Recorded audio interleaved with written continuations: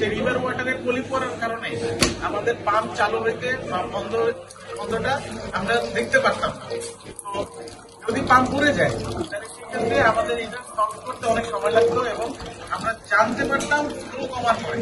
পরবর্তীতে আমরা এই সমস্যাটা দূর করার জন্য আমরা কন্ট্রোল সিস্টেম তৈরি করি, যেটার কারণে আমরা এখন সুফল পাচ্ছি কি মেইন যে রিভার আছে সেই রিভার থেকে 1.5 কিলোমিটার দূরে আমার কন্ট্রোলের মাধ্যমে আমি এইচএমআই সিস্টেম এস্টাবলিশ করছি, যে কারণে আমার এখন পাম্প বন্ধ যদি হয় তাহলে সেই সাথে সাথে আমি জানতে পারতেছি এবং প্রিভেন্টিভ মেইনটেনেন্স আমি খুব তাড়াতাড়ি সময়ের মধ্যে করতে পারতেছি।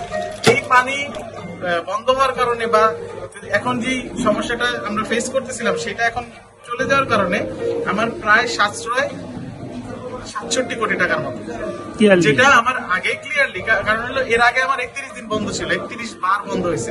তো এটা যদি একটা রাফ ক্যালকুলেশন করি প্রায় 67 কোটি টাকার মতো আমার সেভিংস হয়েছে।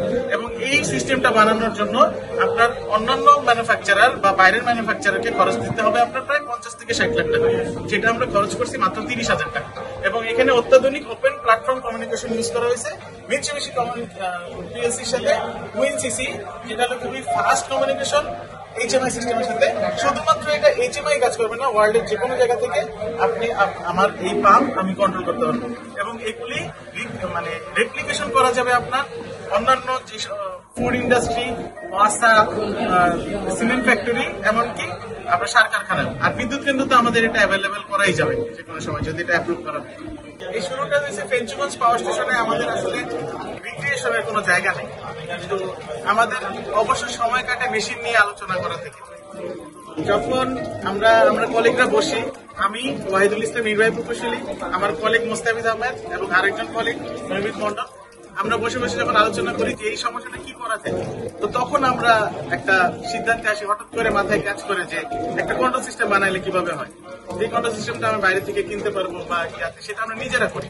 তো ওইটা থেকে ওই যে রিক্রিয়েশনের জায়গা আমরা কাজের মাধ্যমে নিছি, সেটা থেকে আমাদের এটা আসা, এই কাজের মধ্যে আসা, যেটা করতে আমার বাস্তবায়নে প্রায় 4.5 মাসের মতো সময় লেগেছে।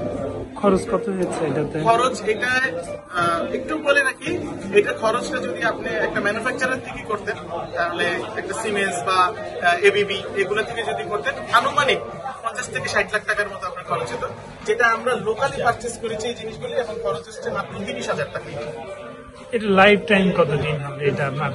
এটা life time PLC normally DC ভোল্টেজে চলে, 24 ভোল্ট ডিসিতে যদি পাওয়ার সাপ্লাই থাকে আমার নরমালি এইগুলি নষ্ট হয় না, যদি না কোনো শর্ট সার্কিট ইকুইপমেন্ট বা কোনো ফরেন পার্টিকেলের ভিতরে আসে, এছাড়া কোনো সমস্যা নেই। আমার 4.5 মাসে এই পর্যন্ত এই সিস্টেমের কোনো সমস্যা দেখা দেয়নি, কারণ আমার কমিউনিকেশনটা কিন্তু ফাইবার অপটিকের মাধ্যমে হচ্ছে।